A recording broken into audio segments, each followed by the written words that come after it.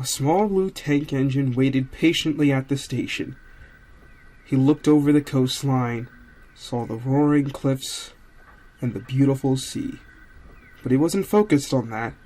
His eyes were fixated on the tunnel in the distance, waiting for a friend who usually showed up right around this time. His two coaches sat behind him, patiently, observing the surroundings, counting the passengers on the platform, and wondering just what was on the little blue tank engine's mind. But they needn't have waited, as soon a loud whistle pierced through the air. An old blue tender engine entered the station slowly, clanking a little, not terribly loudly, but in a way that was noticeable. The engine and his coaches were mindful not to mention this, as they knew it wouldn't be very prudent. As the old engine entered the station slowly and softly, the little blue engine finally spoke. "Took your time getting here today, Edward."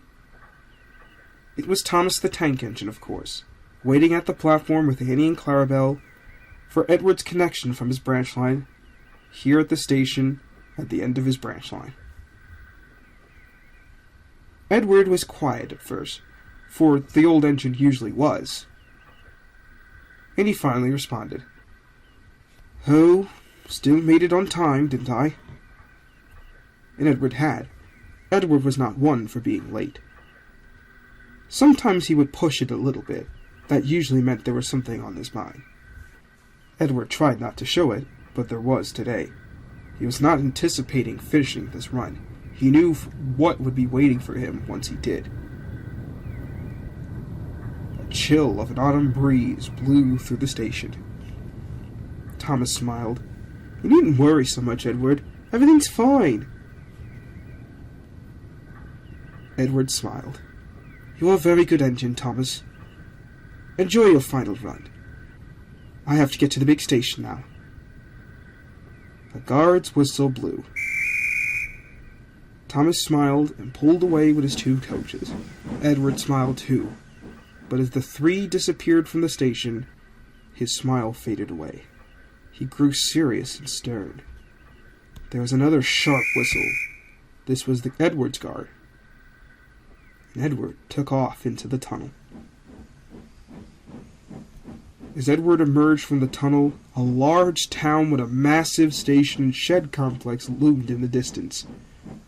It was essentially home, or had been home for Edward, for a long time. He was entering Tidmouth. He entered the large station and drew to a stop again with minimal clanking. But Edward wasn't focused on the beautiful architecture of the station. He wasn't focused on the passengers excitedly hurrying off the platform. He was focused at one stout gentleman standing at the edge of the platform, gesturing towards the engine. "I need you to make another run tonight," said the stout gentleman. It was the fat director, the controller of the railway. Edward knew what that meant. Edward did not like these runs, mainly because they were called the graveyard shift, and it was his least favorite job on the entire island. To understand why Edward hated this job, you'd have to understand where we are. This is not the Sodor that we know and love today. This is a darker Sodor, one that existed years ago in the railway's early beginnings. It was a time of transition. You see, the railway needed to change. Its older engines and rolling stock were being quickly moved off the island. So the engines were being told. Except Edward. He knew where they were really going. The island's railway board was tired of seeing out-of-date engines working on its railways, and wanted to make room for newer, sleeker ones. And so they were. And then big engines like Henry and big engines like Gordon would take their place. As for the older engines, they were gathered up on a scrapyard located conveniently on Edward's branch line, where they'd be broken down and never seen again. It was a responsibility that the fact director could only trust Edward with. It was a responsibility that Edward hated the burden of carrying. Many times these runs would be filled with begging and pleading of the engines to try to save them, and Edward knew he couldn't, because he knew he wasn't much different than them. Edward was a lot older than a lot of the other engines on the railway, and he knew if he ever tried to fight back, he'd certainly end up in that scrapyard. So he did as he was told, but he hated it. And what he hated most about it, he could never talk about it with the other engines. Some of them never knew the older engines very well.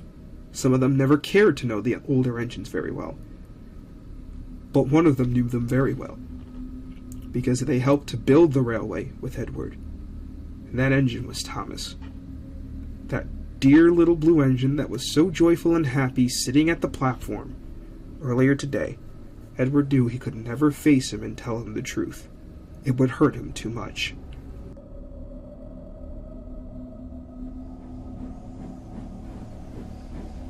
As Edward left the station, it grew darker. An autumn wind filled the air, leaves blowing about the place. Distant scarecrows looking like scary figures as Edward passed the farms and villages along the main line.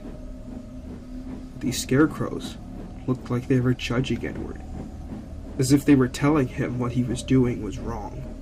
Edward knew what he was doing was wrong, but who could stop him?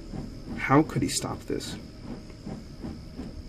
Edward knew the very reason why he was doing this job. It was on his branch line, and he was given this branch line because of this job. The Fat Director could not trust anyone with this, for if anyone else knew, it would break their hearts as much as it broke his. Some of his very own creations were being melted down at the scrapyard, and there was nothing he could do about it. Edward entered a small station. It was a station he knew very well. It was Wellsworth, his second home, the beginning of his branch line. He entered the yard, looking around for his pickup. The station master gestured to some sidings towards the back. Edward weaved around freight cars and carriages that were sat in the yard with care. He could hear murmuring and groaning as he puffed through. Normally, Edward would think it was the wind. Today, he thought it was the cars and carriages judging him for his decision. He saw his pickup. It was an old tank engine Edward knew all too well. His nameplates had been taken off, and all that remained was painted brightly on his tanks, W&S, and a number 2 on his bunker. This engine was one of Edward's colleagues on this branch line, and Edward realized today he was going to lose a dear one. The engine stared back at Edward, stern but silent. Cold, piercing eyes in the darkness. Edward wanted to talk to him and apologize, but he couldn't find the words. Normally, at this point, he would be apologizing profusely, as the engine would be begging for their lives, as many had before. But this one wasn't. He just stared accusingly at Edward. Edward gulped.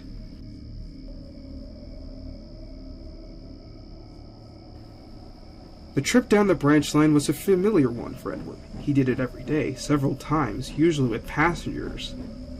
Today, he was doing it with an old friend. A friend he had worked with on this branch line for many years. Edward continued to look back at this engine that seemingly was staring at him the entire way through. The silence was deafening. It felt like the night was watching him. It felt like every shadow in the distance was judging Edward for this.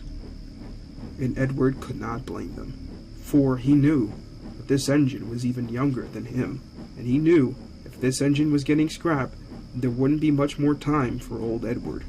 He felt as if he should almost take his place. He felt it was right, but he knew that the railway would never allow that, at least for right now. They had a quota to keep, and Edward had to remind himself that this was out of his control, and not his decision.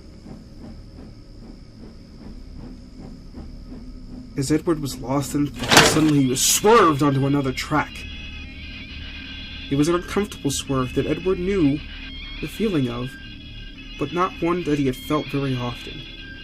It meant he was entering the scrapyard. Eerie cranes hung in the distance, and the skeletons of engines past lay strewn across the yards. Trucks loaded with scrap iron of unknown origins were waiting in sidings as Edward slowly entered the yard. A group of masked workmen stood there, almost faceless, around Edward. They began to walk forward towards the engine. Edward gulped. This was the part that was usually the worst. A crane would come down, grab the engine, and lower him into the yards, and the workmen would begin to work, hacking away at his body, and he'd slowly be forgotten. But this engine still said nothing. He just stared. Edward knew, as this engine was lifted into the air, his time to go was very soon. Finally, as the engine hit the ground with a loud thump, the engine finally spoke. "Remember me." That was it. 2 words. 2 haunting, frightening words were said by this one engine. Edward left. He couldn't even apologize. He couldn't say anything at all. His job was done. The ride home felt lighter for Edward. He couldn't really explain why.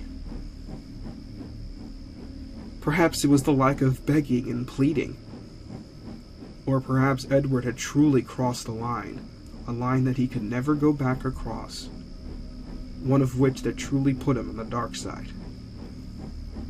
He wasn't sure. But he wasn't sure about something else. What his dear friend had said. Remember me. How can I remember you? And that was his thoughts the rest of the way home.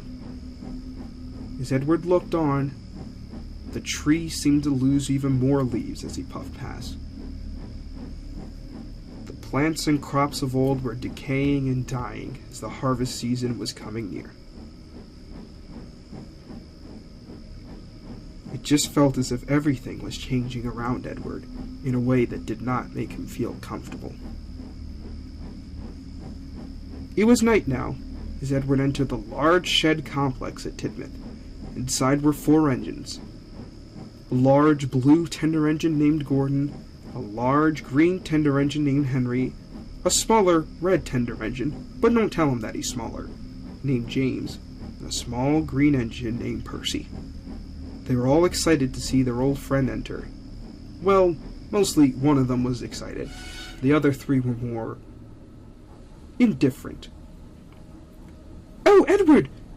So glad you're back! I can't wait for Halloween tonight. We could tell scary stories, and it'd be so much fun!" This was met by an audible groan, as the 3 bigger engines detested this idea. "You'll be scared, little Percy, and then we'll all have to comfort you all night," declared Gordon.